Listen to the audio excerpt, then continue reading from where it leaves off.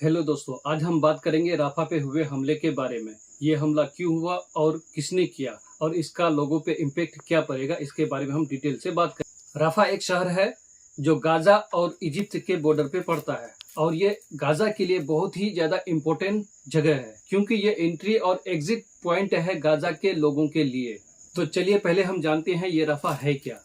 ये राफा है क्या उसके बारे में हम पूरी डिटेल जानते हैं। उसके बाद हम बात करेंगे उस पर हमला क्यों हुआ और किसने किया और ये कैसे हो गया। राफा पे हमला होने का पीछे का कारण हमास और इजराइल के बीच के कॉन्फ्लिक्ट है और दोनों तरफ की टेंशन वायलेशन में बदल जाती है।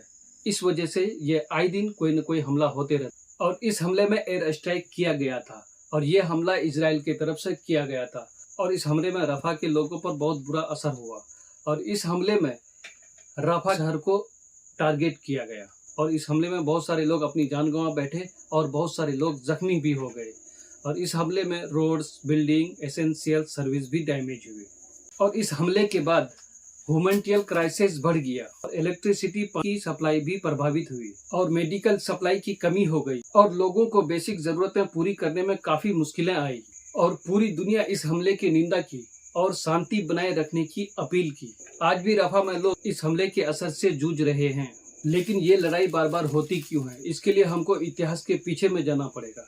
1947 में यूनाइटेड नेशन ने एक प्लान प्रपोज किया था जिसमें फिलिस्तीन को दो हिस्सों में बांट दिया गया, एक यहूदियों के लिए और एक वहाँ के लोगों के लिए। और यहूदी ने इस प्रपोज को मान लिया, फिलिस्तीन के लोगों ने प्रपोज को नहीं माना और इसके तहत 1948 में इजराइल का स्थापना हो गया।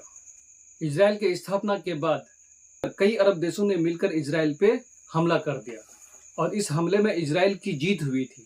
तब से लेकर आज तक हमास और इजराइल की कई सारी लड़ाइयाँ हुई और इन दोनों के बीच कॉन्फ्लिक्ट होते रहता है। हम दुआ करेंगे कि दोनों तरफ के लोग एक दिन शांति से जिएंगे और शांति रहेंगे। अगर आपको वीडियो अच्छी लगी है तो वीडियो को लाइक कीजिए और मेरे चैनल को सब्सक्राइब कीजिए और शेयर कीजिए। Thank you.